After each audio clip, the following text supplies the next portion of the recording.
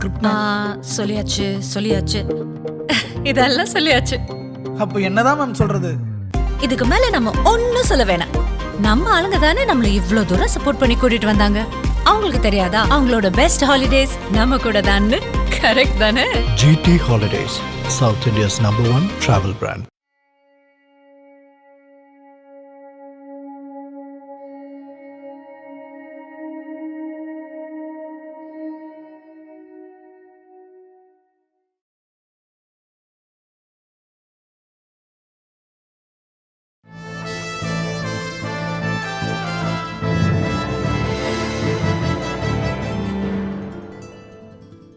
நீங்கள் stunt மாஸ்டராகவும் stunt உதவியாளராக இருந்தபோது யாருடைய ஸ்டண்ட்டை ரொம்ப விரும்பி பார்த்துருக்கீங்க, எதை ரசிச்சிருக்கீங்க அதிகமாக? சார் நான் ஸ்டண்ட்டுன்னும் போது நிச்சயமாக ப்ரூஸ்லி தான் சார். வேறு என்னுடைய வாழ்க்கைக்கு மெயின் குருநாதன் கூட சொல்லிக்கலாம். அப்படியா? ஆமாம் சார்.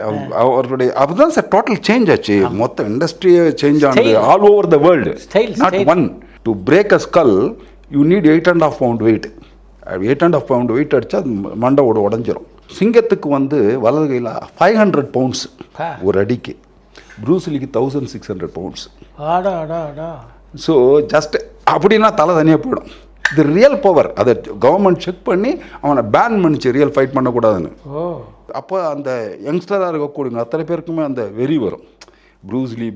ப்ரூஸ்லின்றது அந்த இதுலேயே வந்து. ஸோ ஆக்ஷன் நாங்கள் ஃபைட்டராக குதிச்ச உடனே குளிக்க வேண்டிய சூழல், வேறு வழியே கிடையாது. 17 வயசில் நான் குதிக்கிறேன். குதித்து எங்கள் அப்பாவை அந்த மாதிரி பண்ணணும், அதுக்கான செய்யணும்னு வரேன். எங்கள் அப்பா வந்து he brought sword from England. அவர் ஜெயிச்சு கொண்டு வந்தார் ஃபென்சிங் சோடு. அதெல்லாம் எம்ஜிஆருக்கு எல்லாருக்கும் அதில் அந்த ஃபென்சிங் சோடு பண்ணுவார். பாலும் தோல் பாட்டில் கூட பண்ணுவார். சிங்கம் ஃபைட்டில் அந்த கிழிச்சிருப்பார். ஸோ அந்த மாதிரி அந்த கற்றுக்கிறதுக்கு ஆலன்னு சொல்லி ஒருத்தர் வந்தார் அங்கேருந்து, இங்கிலாந்துலேருந்து. அவர் வந்து குங்ஃபுல மாஸ்டர். அப்போ அவர்கிட்ட உன் தொழில் எனக்கு கற்றுக் கொடு, என் தொழில் உனக்கு கற்றுக் கொடுக்குறேன். சாப்பாட்டுக்கே கஷ்டம், காசு வேண்டாம், இதை கற்றுக்குறேன் அப்படின்னு எனக்கு தெரிஞ்சு போச்சு future. I really understood this what going to dominate the world. So I want to jump in it அப்படின்னு 3 மாதத்தில் நான் கற்றுக்கிட்டேன். வேறு வேலையே கிடையாது. கற்றுக்கிட்டு அவருக்கு கிட்டத்தட்ட ஒரு 2 வருஷம் ஆச்சு ஃபென்சிங் முடிச்சு அவர் ஒலிம்பிக்கில் இதுவாகும்போது ஜெயிக்கும்போது. ஸோ இந்த இதில் வந்த பிறகு குங்ஃபோ நான் இன்ட்ரடியூஸ் பண்ணிட்டேன். நான் வந்து அடிச்சு அப்படின்னு இது புதுசாக இருக்கு பண்ணுங்க, இது ஹீரோ கம்போஸ் பண்ணுங்க. அங்கேருந்து என்னது ஃபைட்டர்லேருந்து இப்போ எல்லாம் உடஞ்சி போன ஒரு இதில் இப்போ அசிஸ்டன்ட் ரேங்குக்கு போகுது. ஸோ அவர் நீ அங்கே போகிறா, நீ இங்கே வா அப்படின்ட்டார் எம்ஜிஆர். சரி நான் அங்கேயே வேலை பண்ணிட்டேன். ஷாம் சுந்தர் மாஸ்டர். ஸோ அவருக்கு அசிஸ்டண்ட்டாக. அதுக்கப்புறம் எங்கள் அப்பா கூப்பிட்டாரா, எங்கள் அப்பாவுக்கு அசிஸ்டண்ட்டாக. அப்புறம் எங்கள் அப்பாவுடைய அசிஸ்டண்ட் பாஷா மாஸ்டர். அவருக்கு அவங்களுக்கு வெறும் க்ளோஸ்அப் தான். ராமராசா இருக்கும், அவருக்கு நம்ம தான் டூம்னு ஸ்பின் கிக் அந்த கிக் எல்லா கிக்கும் அடித்து. ஸோ இது வந்து ஒரு இம்ப்ரோவைசேஷனை 17-22 வயசுக்குள்ளே நான் இது சம்பாரிச்சிட்டேன். ஹீரோக்களை அத்தனை பேரையும் 22 வயசில் ஆக்ஷன் டைரக்டராக போகிறேன். World youngest action director. So இதுதான் அந்த கடைசி படம் ரஜினி சார் கூட பண்ணுறேன். ரஜினி சார் எனக்கு சொல்கிறாரு, அவ்வளோ சம்பாதிக்கிற தெரியுமா, இப்போ எதுக்கு உனக்கு தேவையா மாஸ்டர், வேண்டாம் அப்படின்னு அட்வைஸ் பண்ணுறாரு. இது கம்ஃபர்டபுளாக இருக்குது, எதுக்கு உனக்கு வேணாம், நீ நல்லா சம்பாதிச்சிருக்க, நல்லா பண்ணிகிட்ருக்க, வீட்டில் இருக்கிறவங்களும் சமைத்தியாக வாங்கி போட்டுன்னு இருக்காங்க, இப்போ எதுக்கு உனக்கு தேவையில்லாத ஒரு விஷயத்தை போகிற அப்படின்னு 2 அட்வான்ஸ் எழுத நிற்குது. நான் இல்லை சார் முடிவு பண்ணிட்டேன். முடிவு பண்ணது தான் எனக்கு தெரியும் சார், ஃப்யூச்சர் நான் அடிச்சிடுவேன் சார் அது அப்படின்னு. ஏன் நீங்கள்லாம் ஹெல்ப் பண்ணுவோம். ஐயோ இப்போ நாங்கள் எதுவுமே சொல்ல முடியாது, அந்த நிலைமையில் இருக்கோம் அப்படின்னு. சரி இவனும் ரஜினி சரி கமலும் சரி. ஸோ நோ ப்ராப்ளம் சார், நான் இப்போ வெளி மாநிலத்தில் போகிறேன். ஸோ அதனால தான் நீங்கள் 10 படம் பண்ணேன்னு சொன்ன காரணம். ஸோ அங்கேருந்து கன்னட படத்துக்கு ஆக்ஷன் டைரக்டராக இங்கேருந்து ஃபஸ்ட்டு படம் வந்து கலடா கல்யாணம் ரீமேக். CV ராஜேந்திரன் சார் தான் டைரக்டர். அவர் தான் எனக்கு ஃபஸ்ட்டு சான்ஸ் வாய்ப்பு கொடுத்தது. அமிர்தம் சார் தான் கேமராமேன். ஸோ இவர்களோட இது ஃபஸ்ட்டு படம். அந்த படத்தை அதை முடிச்சுட்டு அங்கேருந்து தான் என் ஆக்ஷன் டைரக்டராக வந்தேன். அதில் வந்த உடனே குங்ஃபு போட்டுக்கு இது பண்ணேன். சார் யூ ஓன்ட் பிலீவ், எல்லாருமே மரணாங்க. இந்த பக்கத்தில் இருக்கவங்க எல்லாரும் எனக்கு வேணும். தேட்டர்ஸில் எனக்குன்னு தனியாக ஸ்டார் காட்ட ஆரம்பித்தாங்க கர்நாடகாவில். அவர் குண்டூராவ் சீஃப் மினிஸ்டர் சாகஸ் சக்கரவர்த்தின்னு பட்டம் கொடுத்தாரு. ஸோ யங்ஸ்டர்ஸ் அத்தனை பேரும் என்ன போஸ்ட் கொடுத்து நிற்கணும் அதே போஸ்ட் கொடுத்து நிற்பாங்க தேட்டர்ஸ் வாசலில் ஓப்பனிங் அன்றைக்கி. அந்த மாதிரி ஒரு கிரியேட் ஆகிடுச்சு சார். ஸோ அப்போது சிரஞ்சீவி சார் எனக்கு வேணும் மாஸ்டர் வாங்க அவங்க சார் நான் வரேன் சார். இப்போ ஒரு நமக்கு வந்து கதையோட போகிற கேஸ் சார், இந்த ஜனங்களுக்கு என்ன பிடிக்குதுன்னு தெரிஞ்சுன்னா அவங்களுக்கு அதை கொடுத்துட்ருக்கேன். ஸோ அதை விட்டு நான் போனால் கஷ்டமாயிடும் சார், ஸோ கொஞ்சம் டைம் கொடுங்க அப்படின்னு சொல்லி அதுக்கப்புறம் அங்கே போனேன். மந்திரிகார் வைங்க கூடன்னு சொல்லிட்டு அதுக்கப்புறம் தெலுங்கு, அதுக்கப்புறம் Hindi. So total I was so nonstop action டைரக்டராக அங்கே ஸ்டார்ட் ஆச்சு. ஸோ எனக்கு வாழ்க்கை கொடுத்தது அந்த குங்ஃபு என்ற கலை ஒன்று தான். அதுதான் வந்து ஒரு புதுசாக வந்து அது கடவுள் அந்த ப்ரூஸ்லி ஒருத்தர் தான் பெரிய ஆக்டர். அவர் ஒரு ரியல் ஆர்டிஸ்ட்டு ரியலிஸ்டிக்காக அவர் ஆக்ஷன் பண்ணி என்ன மாதிரி எத்தனையோ பேருக்கு லைஃப் உலகம் பூரா கொடுத்ததுன்னா இப்போ ஜாக்கி சான் வந்ததில் வந்து எல்லோருக்கும் தெரிஞ்சதெல்லாம் he's the master. So that what turning point sir என்னுடைய லைஃப்பில். இன்றைக்கி நிறைய பேர் எல்லா கதாநாயகர்களும் மிக பிரமாதமாக சண்டை போடுறாங்க.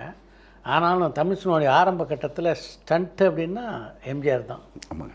நீங்கள் எந்த அளவு அவருடைய சண்டை காட்சிகளை ரசிச்சிருக்கீங்க? சண்டை காட்சிகள் எப்படி ரசிக்கிறேன்னா, நான் வந்து எம்ஜிஆருடைய ஃபேனு அப்படின்ற மாதிரி வச்சுக்கலாம். ஸோ அப்பாவோட அவரோட ஒர்க் பண்ணியிருக்காரு. அப்பா தான் நிறைய படங்கள் அவர் பறந்த படம் பண்ணுறார். குளிர்ந்த கோயில், கண்ணன் காதல், புதிய பூமி, இதயவினை, அது கடைசி எல்லாம் அடிமை பெண், சிங்கம் ஃபைட்லாம் அனிமல்ஸ்லாம் யாரும் வச்சு அவர் பண்ணவே முடியாது. ரா லைனில் எடுத்தார் ஓப்பன் மவுத்தில் எம்ஜிஆர் கூட ஃபைட்டு.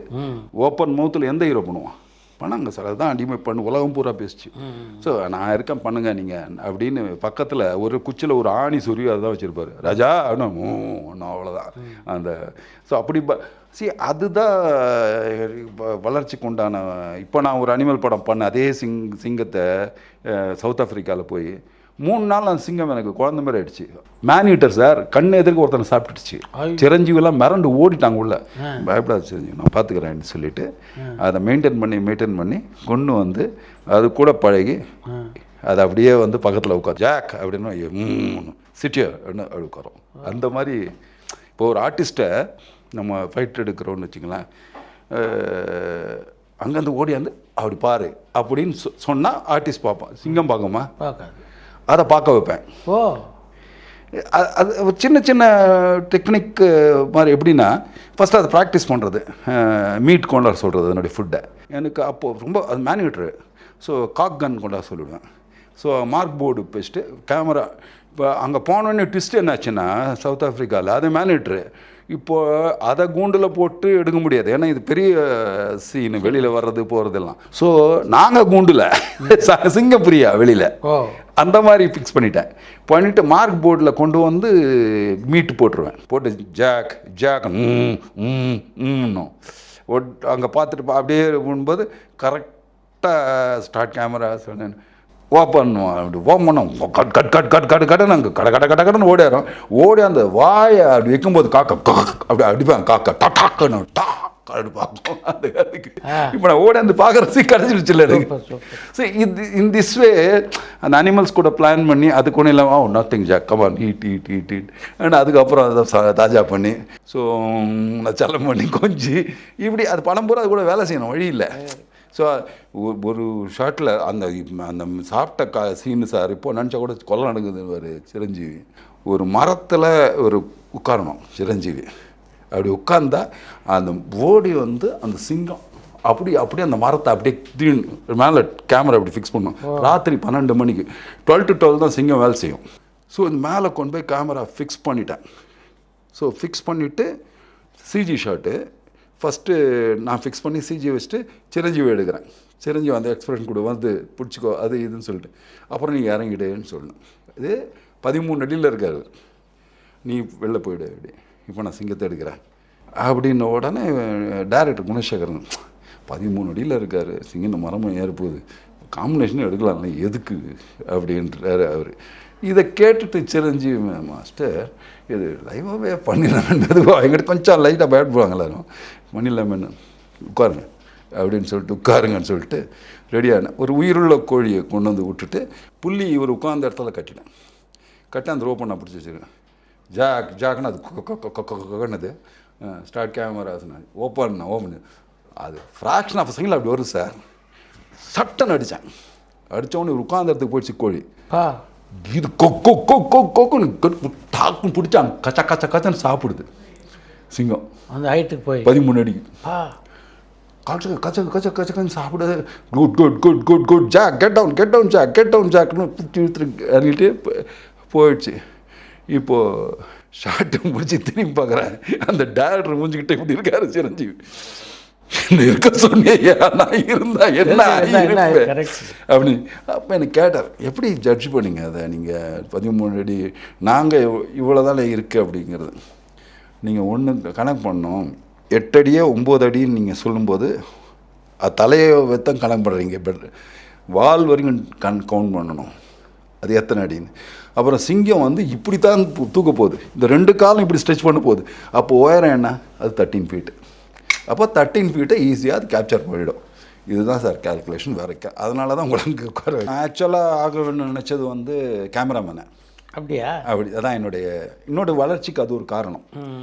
அதாவது டெக்னிக்கலி இப்போவும் யாரை கேட்டாலும் சவுண்டுன்னு சொல்லுவாங்க. விஜயன் மாஸ்டர் இது சவுண்ட் இன் டெக்னிக்கல்னு சொல்லுவாங்க. ஸோ அப்போ நான் போய் பாபாய் மேஸ்ட்ரி பாம்பேயில் மாஸ்டர் ஆஃப் மாஸ்க், அவர் எத்தனை கேரக்டர் வேணாலும் டக்குன்னு எடுப்பார். ரவிகாந்த் நாகேஷ் உங்களுக்கு தெரியும் நினைக்கிறேன். அவர் வந்து 40வது அசிஸ்டன்ட்னா பார்த்துங்க. ரவிகாந்த் காட்சி.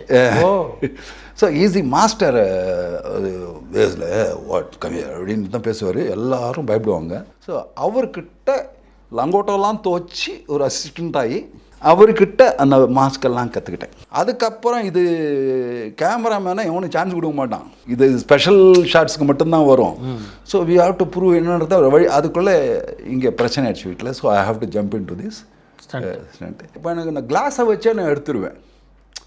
ஸோ கிளாஸு மாமூல் கண்ணாடி இருக்கு இல்லைங்களா, அது 6 ஃபீட் கண்ணாடியை கொண்டு வர சொல்லிட்டு இப்படி ஸ்க்ராப் பண்ணி இது ரிஃப்ளெக்ஷனில் வச்சுடுவேன். இது பூரா சுரண்டி கிளாஸ் ஆக்கிடுவேன். இதை ஒரு மேடு அப்படி இருக்குன்னு வச்சுங்க. இப்போ சிரஞ்சீவி அந்த ஹீரோ ஒரு மோட்டார் சைக்கிள் ஏறி அப்படி போகணுன்னு சொல்லுவேன். இப்போ இது வந்து ரிஃப்ளெக்ஷன் இருக்குது பார்த்தீங்களா, இந்த ரிஃப்ளெக்ஷனில் கார் கேமரா பின்னாடி வைப்பேன். அது இப்படி வச்சா அது கார் நேராக இப்படி வைப்பேன். கேமரா கிட்ட இருந்ததுன்னா இது இப்படி வரா மாதிரி இருக்கும், இவர் கேமரா மேலே ஜம்ப் பண்ணுற மாதிரி இருக்கும் ஒரிஜினலாக. ஸோ அங்கங்கே பேச்சஸுக்கு அந்த லைன் ஒன்று இருக்கு இல்லைங்களா, கோஸ்ட் லைன் சொல்லுவோம். அதை அந்த கோஸ்ட் லைனுக்கு காட்டன் வச்சு அவுட் ஃபோக்கஸ் பண்ணிடுறது பண்ணி அங்கங்கே க்ளவுட் பேட்சும் போட்டோம்னா மேட்ச் ஆகிடும். ஸோ அந்த மாதிரி இப்போ அந்த கண்ணை நோண்டுறது அப்படின்னு ஒரு ஷாட் வந்ததுன்னா கூட ஓட்டை போட்டு அந்த ரிஃப்ளெக்ஷன் தெரியாமல் இவரை ரிஃப்ளெக்ஷனில் வச்சுட்டு அப்படி எடுத்து அந்த கண்ணத்துக்கு அந்த டம்மி கண்ணை ஆட்டுக்கண்ணை எடுத்து வெளில போடுறது, நிறைய ஷார்ட்ஸ் அந்த மாதிரி கிளாஸில் பண்ணேன். ஸோ டெக்னிக்கலி குவாலிஃபைடாக இருந்ததுனால எனக்கு வந்து நான் அங்கே தான் போகணும் அப்படின்ற போது இதை ஏன் நம்ம ஆக்ஷனில் பண்ணக்கூடாது. அது எவ்வளோ தூரம் சர்வைவல் ஆயிடுச்சுன்னா, மை டேடி க்ரோல்டு மீ, சரி நீ எல்லாம் தெரியுண்டா, உனக்கு சிஜி பற்றி தெரியுமான்னு கேட்டார். பார்த்துருக்கேனே, பண்ண போகிறேன், பண்ணிவிடுறேன். உனக்கு பண்ண தெரியுமா? எனக்கு தெரியாது, சொன்னால் பண்ணி கொடுக்க போகிறாங்க. வெங்கி சார் இருக்கார். அப்போ வெங்கி தான் 2 படம் அந்த எலும்புக்கூடு டான்ஸும் அந்த இதுவும் பண்ணார், லில்லிபுட் சாங்கும். அவர்கிட்ட பண்ணால் பண்ணுவார். இந்தியாவில் யாரும் ஒரு ஆஃபீஸ் கூட கிடையாது, ஹாங்காங் தான் ஃபிலிம் மேஜிக். அப்புறம் நீ எதுக்கு மாஸ்டர்னு பேர் வச்சுக்கிறேன்னு எங்கப்பா. Master should know everything. Correct. First you learn CG, then அப்பா கிட்டத்தட்ட 1 வருஷம் வேஸ்ட் ஆகி போடும், நல்லா சம்பாதியம் போடும், ட்ரிபிள் சம்பளம் கேட்கலாம் போடா அப்படின்ட்டார். So I went to Hong Kong. அங்கே போய் 10 months கற்றுக்கிட்டேன். வெங்கி சார் தான் எனக்கு கூப்பிட்டு போனார். கூப்பிட்டு போய், ஏன்னா நான் ஓடி இப்போ நீங்களும் வாங்க மாஸ்டர், எனக்கு ரொம்ப பழக்கம். எனக்கு நீங்கள் வேறு ஆங்கிளில் யோசிக்கிறீங்க, ஆக்ஷனில் இன்கார்பரேட் பண்ண நினைக்கிறீங்க, வாங்க அப்படின்னு சொல்லி கூப்பிட்டு போய் அவனுக்கு அந்த சைனாக்காரனுக்கு தெரிஞ்ச இங்கிலீஷ் வார்த்தை 2 தான். ஒன்று மணி, அப்புறம் இன்னொரு தடவை மணி. அவனுக்கு வேறு தெரியவே தெரியாது. ஸோ அவங்ககிட்ட உட்காந்து கம்ப்யூட்டர் அப்போது வந்து ப்ளூ கேன்சல் 2 தான் இருக்கும், 2 பட்டன். ப்ளூ ட்ரெஸ்ஸை போடக்கூடாதுன்னு, ஏன்னா ப்ளூ ஸ்க்ரீன் இருக்கிறது, அப்போல்லாம் க்ரீன் ஸ்க்ரீன் கிடையாது. ப்ளூ போட்டு கேன்சல் பண்ணால் இந்த ட்ரெஸ்ஸும் போடும். முக்காபிலா பார்த்தீங்கன்னா அதான் ப்ளூ கிளாத் கட்டு முக்காபிலா ஆகிடுச்சு இல்லைங்களா, அதெல்லாம் முக்காபிலா ஆகிடும்னு சொல்லுவாங்க.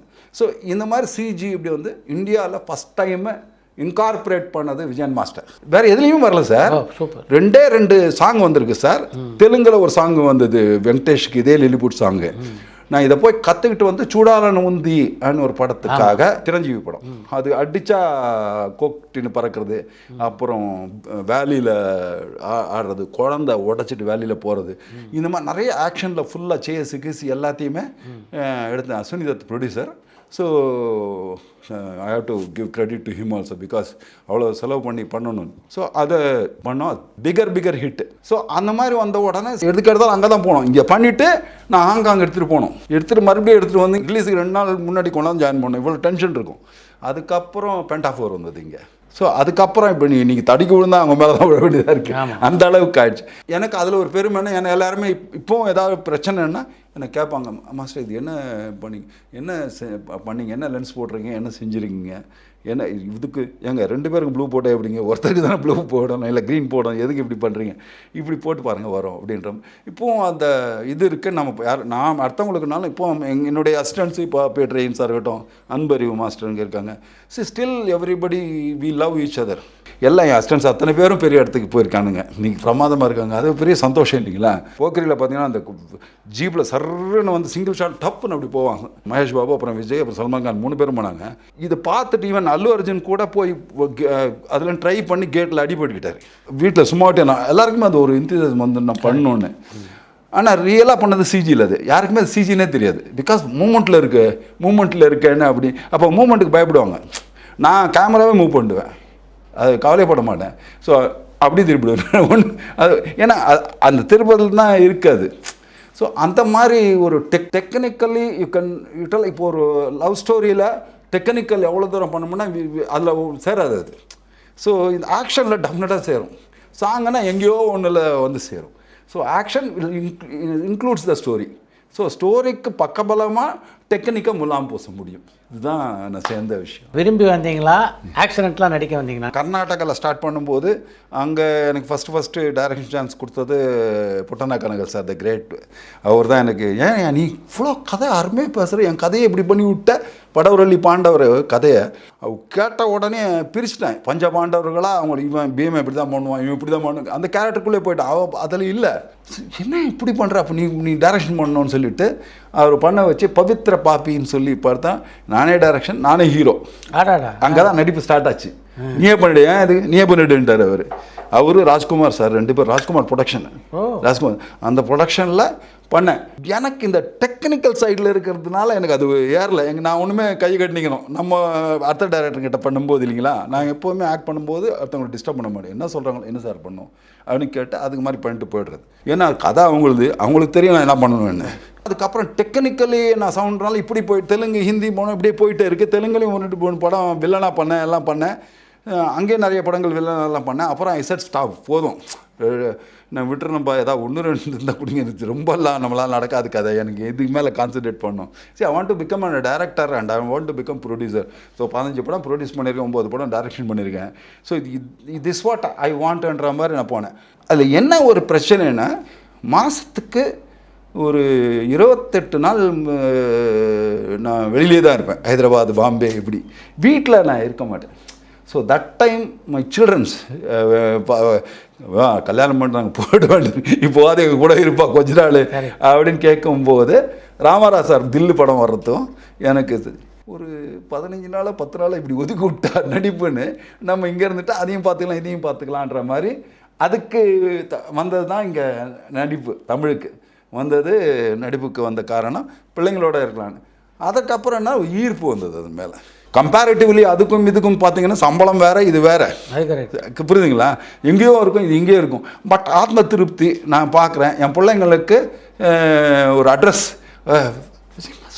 விஜய் மாஸ்டர் அப்படிங்கிற நடிகன்னும் போது அது வந்து ஒரு மாஸ் இருக்கு இல்லைங்களா? அந்த இப்போ நான் ஆக்ஷனில் கிளாஸ் மாஸாக இருக்கலாம், இங்கே நான் மாசு. தெலுங்கில் நீங்கள் அதிகமாக ஒர்க் பண்ணது சிரஞ்சீவி கூட தான் இல்லை? 38 படம். இப்போ மகேஷ் கூட கேட்பாப்புல, இன்னும் என் படத்து மேலே போடுறோம் படத்தை.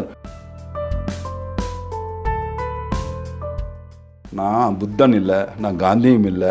அந்த 4 படம் ஊற்றிக்கணும். காதலிக்கிட்ட சொல்லுவான், என் உயிரை கொடுத்தா உன்னை காப்பாற்ற வேணும். ஆனால் ரியல் லைஃப்பில் உயிரை கொடுத்து காப்பாற்ற. பரபரப்பான சினிமா செய்திகள், நட்சத்திரங்களின் பேட்டிகள், சினிமா வரலாறு ஆகியவற்றை பார்க்கவும் படிக்கவும் உங்களுக்கான இணையதளம் tourantalkies.co.